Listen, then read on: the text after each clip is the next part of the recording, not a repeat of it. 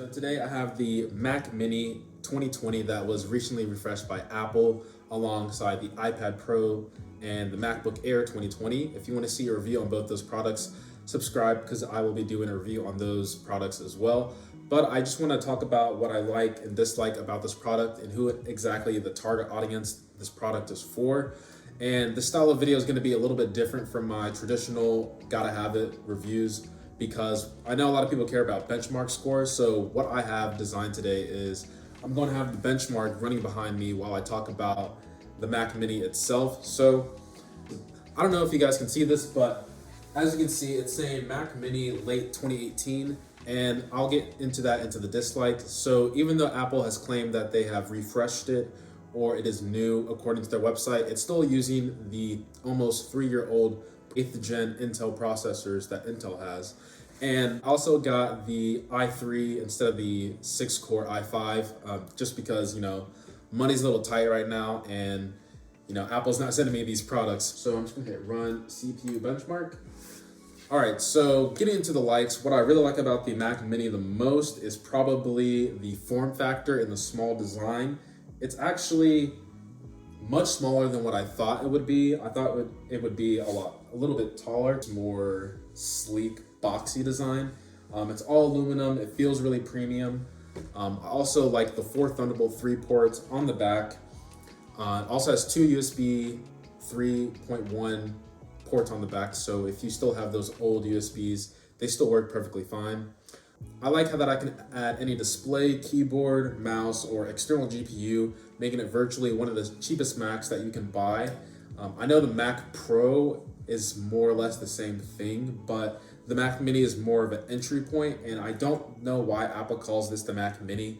This should just be called the Mac, and then the Mac Pro should be the Pro version of this.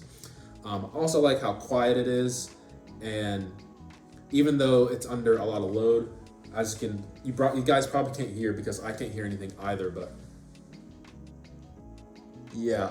This might be a weird one because it's not something you kind of use for a device like this, but since of the small design, I like how portable it is. So if I'm going somewhere where I know I can have access to a display, keyboard, and mouse, I can just take this with me with a power adapter and I'm good to go. It's kind of not like a laptop where you can take your laptop and go, but if we need a lot of horsepower, CPUs, then I would say this is a really good device for portability. So it has finished its first test, as you can see. I'll run it twice because I know with benchmarks, might have to warm up a little bit, but the single core is 967 and the multi-core score is 3,284. And I'll also have the i5, which is the 6-core, which is Apple's main pushing for the Mac Mini. I'll have those scores up on the screen for you guys to see, but I'm just going to run it again just for safe measure. All right, so getting into some of the dislikes that I have with the product. I know with Mac or Apple products, a lot of people like to focus on video editing and photo editing, and there's no SD slot, but personally for my use, I don't use SD cards all that much. So it's not that big of a problem for me, but I know for some people that's a big problem. But there is a headphone jack, which is surprising. One of the last few devices that are still being made today with headphone jacks that are this expensive. It might just be me, but I placed my hand on here because it's actually really, really warm. I have noticed after several days of use that under load, it does get really, really hot.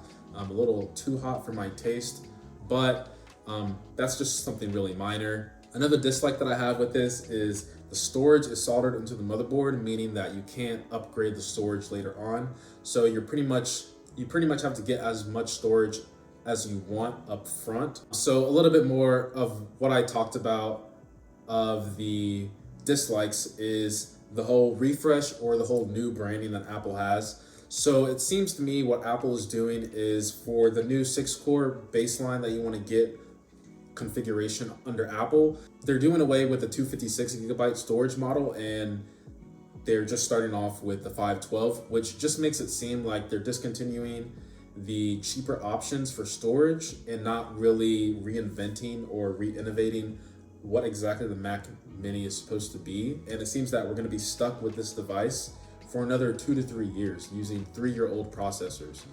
They're discontinuing the storage options for the 128 for the i3. It's now starts at 256.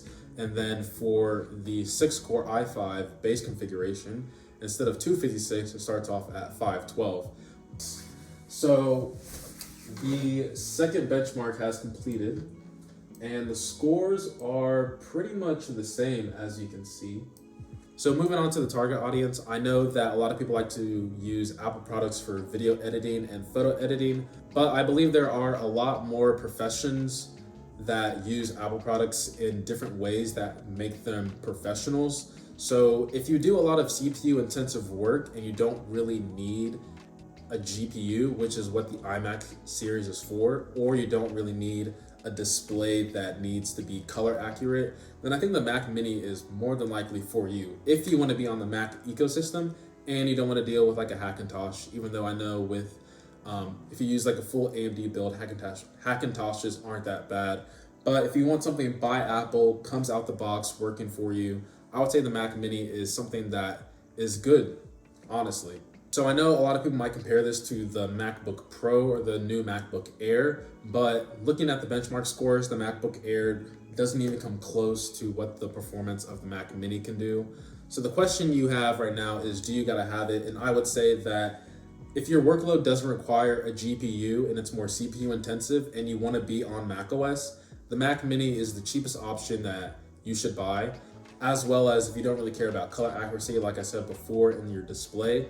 Because I've hooked this up to, a $50 1080p monitor. This mouse is like $20, and I think this keyboard I've been using for I don't know how long. I think it's also like $20. You can pretty much use whatever you want. I know with the iMac it comes with the Magic Keyboard, the Magic Mouse. It has the nice 4K Retina display, but I don't really think that most people need all those things that come with it. They just want macOS. I know both RAMs are able to be upgraded on the iMac and the Mac Mini, but the Mac Mini is much easier to install and upgrade your RAM. The storage is soldered, so you have to make sure that you get as much storage as you want in the beginning. And if you don't want to deal with a Hackintosh, like I said, the Mac Mini is probably your best bet for you. So that's going to do it for me today, guys.